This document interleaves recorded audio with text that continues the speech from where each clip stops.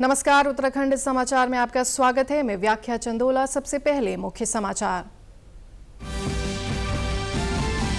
NASA की अंतरिक्ष यात्री सुनीता विलियम्स और बुच विल्मोर 9 महीने बाद धरती पर लौटे। स्पेस एक्स क्रू 9 कैप्सूल ने फ्लोरिडा तट पर की सफल लैंडिंग। प्रधानमंत्री मोदी और मंत्रियों ने सुनीता विलियम्स की वापसी पर दी बधाई। सरकार के 3 वर्ष पूर्ण होने पर राज्य भर में होगा विशेष कार्यक्रम। 22 मार्च को अल्मोड़ा और 23 को देहरादून में होगा आयोजन। जनसेवा थीम पर लगाए जाएंगे बहुउद्देशीय और चिकित्सा शिविर।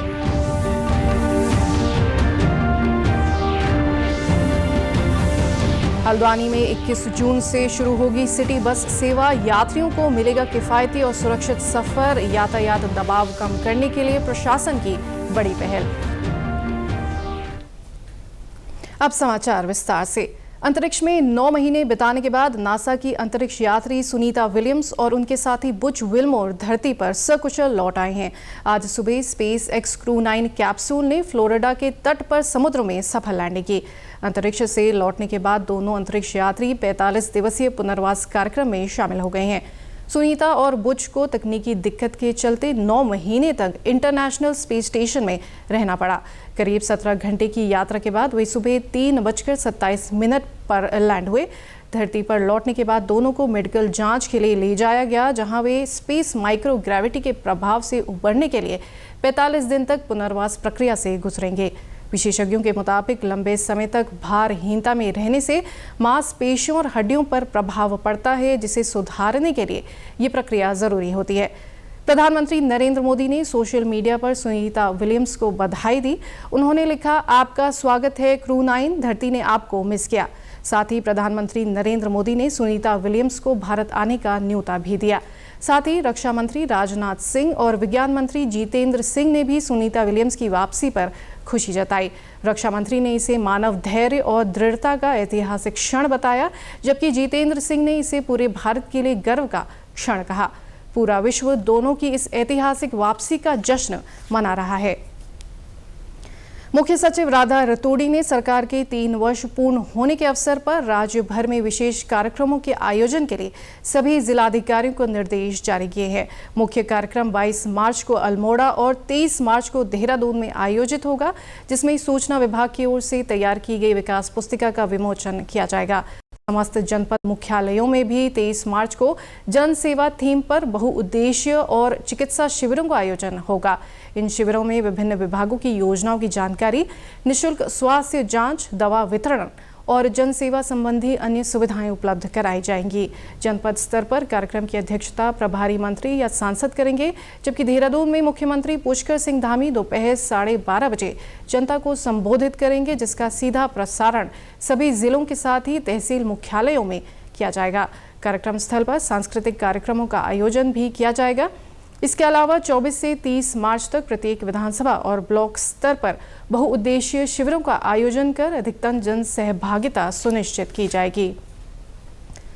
हल्द्वानी वासियों के लिए राहत भरी खबर है। शहर में 21 जून से सिटी बस सेवा शुरू करने की तैयारी हो गई है। कुमाऊं कमिश्नर और मुख्यमंत्री के सचिव दीपक रावत ने काठ गोदाम स्थित सर्किट हाउस में क्षेत्रीय परिवहन प्राधिकरण आरटीए की बैठक में ये महत्वपूर्ण निर्णय लिया। बैठक में परिवहन विभाग, परिवहन निगम, Kumaon motor owners union limited और निजी वाहन स्वामियों के साथ विचार विमर्श के बाद इस योजना को मंजूरी दी गई। बस सेवा शुरू होने से शहरवासियों को एक किफायती, सुरक्षित और सुविधाजनक परिवहन विकल्प मिलेगा। वर्तमान में हल्द्वानी और आसपास के क्षेत्रों में ऑटो और ई रिक्शा पर अधिक निर्भरता के कारण यातायात दबाव बढ़ रहा है। सिटी बस सेवा से न केवल ट्रैफिक की समस्या कम होगी, बल्कि यात्रियों को आरामदायक सफर भी मिलेगा।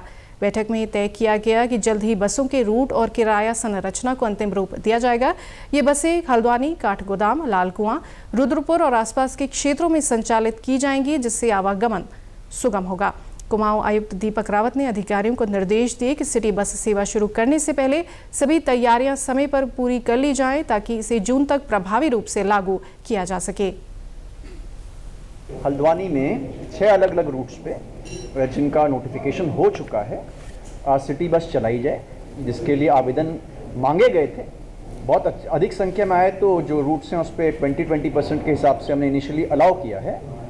और 21 जून तक इसकी जो हम चाहेंगे कि 21 जून तक ये यहाँ पे सिटी बस सेवा चल जाए 21 तारीख को। और इसमें जो कंडीशंस रखी गई हैं, जो यूरो 6 की कंडीशंस हैं लेटेस्ट या CNG, वो उसको फॉलो करेंगे। 3 महीने के अंदर अपनी बस खरीदेंगे और इसको चलाएंगे। मैं समझता हूँ कि इससे पब्लिक को बहुत राहत मिलेगी। नई बसेस होंगी और हल्द्वानी में बहुत से कामगार लोग हैं, वर्किंग विमेन हैं, वर्किंग मैन हैं, उनके लिए सेवा नियमित रूप से चलेगी तो शहर को इसका लाभ मिलेगा।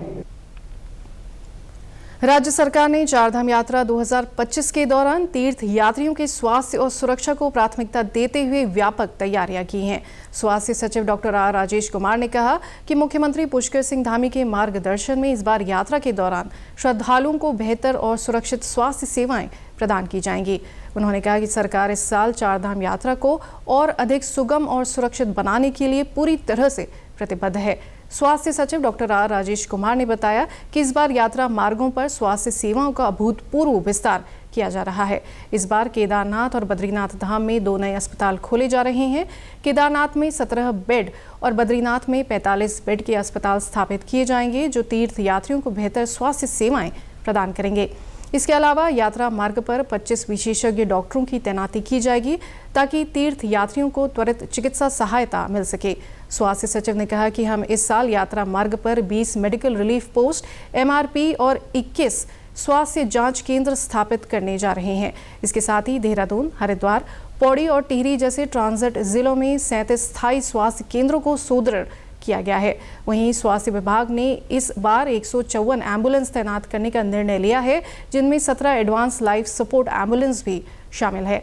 इसके अलावा एम्स ऋषिकेश द्वारा संचालित हेलीकॉप्टर एम्बुलेंस और टिहरी झील में बोट एम्बुलेंस भी तैनात की जाएंगी ताकि आपातकालीन स्थिति में श्रद्धालुओं को तुरंत चिकित्सा सहायता मिल सके। पिछले साल 34,000 से अधिक मेडिकल आपातकालीन मामले सामने आए थे, जिसमें 1011 मरीजों का एम्बुलेंस द्वारा और 90 मरीजों को हेलीकॉप्टर से रेस्क्यू किया गया था।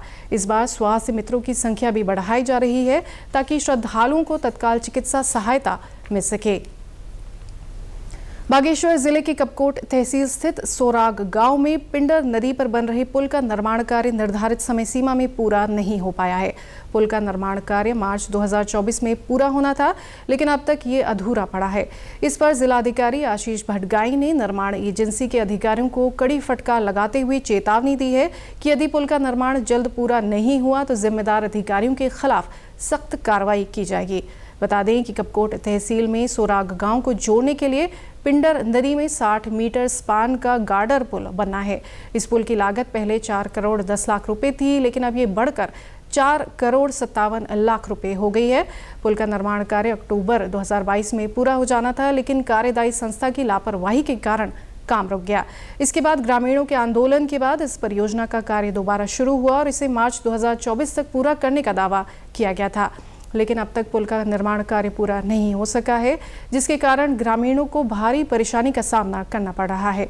जिलाधिकारी आशीष भटगाई ने कहा कि मैंने निर्माण कार्य की प्रगति की समीक्षा की है और पाया कि काम अब तक अधूरा पड़ा है, जबकि समय सीमा मार्च में ही समाप्त हो चुकी थी।